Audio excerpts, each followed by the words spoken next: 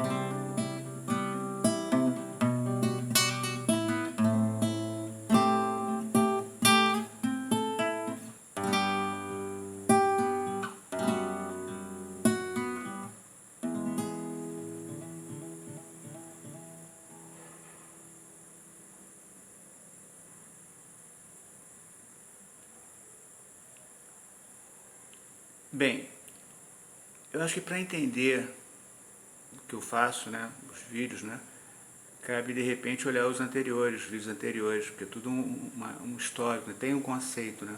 Aliás, é sobre isso que eu vou soltar minha voz falando sobre essa questão do meu lado pessoal, né? Dessa coisa do sobrevivente. Bem, o que acontece é que eu tenho um projeto que se baseia em sentimento, de uma forma mais pura possível. Se não fosse tão presente essa questão do pasteurização do sucesso, né, haveria certamente um espaço maior para mim. Né? Basicamente, no meu projeto holístico, né, eu ofereci a possibilidade, que eu achei muito normal na minha cabeça alienígena, de encontrar um local onde eu pudesse fazer uma vivência integral dentro do que eu acho legal, né? Fazer vivências de tai chi, falar sobre poesia, tocar minhas músicas e músicas de outras pessoas, mas nesse ambiente de intimista, né? de sentimento, porque é uma coisa que, se a gente for ver bem, né? Se perdeu um pouco, ou se perdeu bastante, nesse conceito de se ter um padrão de sucesso, que basicamente é em cima de muita gente, grandes plateias e tudo, né?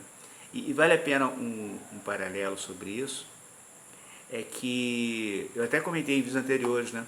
Um amigo meu, que a mãe dele já é falecida, tem um espaço muito legal, a Companhia dos Lobos, é um teatro pequenininho.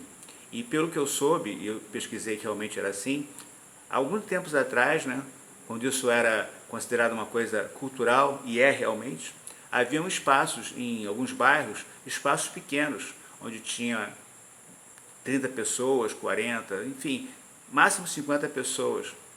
Eu acredito, eu arrisco a dizer, que a arte era muito mais nesse sentido que eu acredito. Ou seja, as pessoas iam em espaços com menos pessoas possíveis e trocavam. Inclusive os próprios artistas do bairro, imagina um bairro, por exemplo, eu moro aqui em Jacarepaguá, imagina que tivesse pelo menos uns 3 centros assim. Consequentemente, você iria encontrar pessoas que iam circular sobre aqueles espaços pequenos, mas isso gera cultura.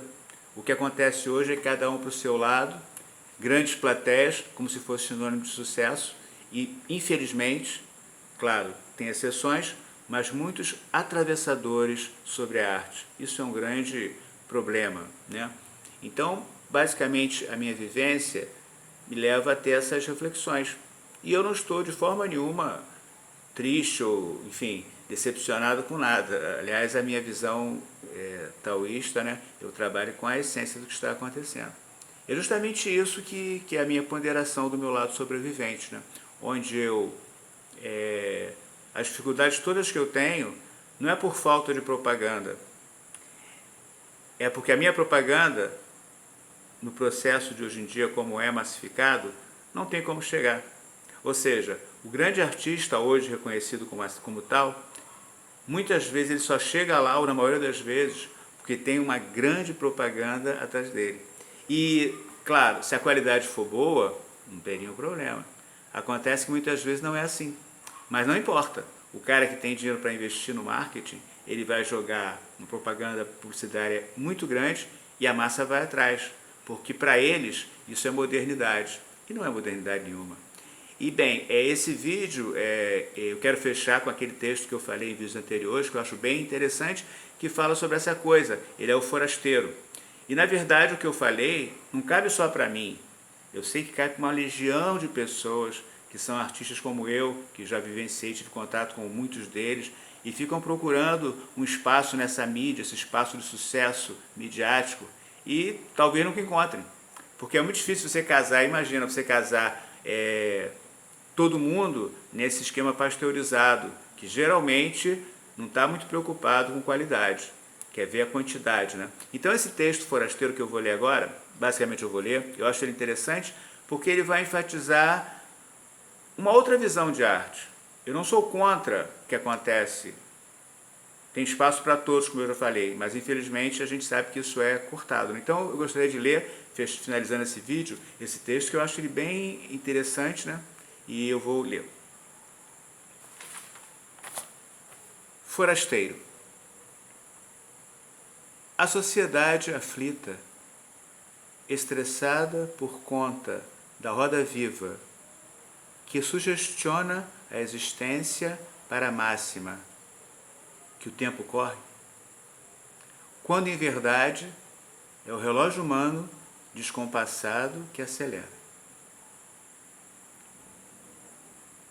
Esta sociedade busca refúgio no grande mercado do entretenimento, patrocinado pela mídia vazia, muitas vezes, que enriquece facilmente seus produtores e colaboradores, na medida em que oferece às massas a fórmula, pouca profundidade e essência. Chamam isso de cultura e arte. Enquanto isso, há um rebelde forasteiro que parece sobreviver de favor.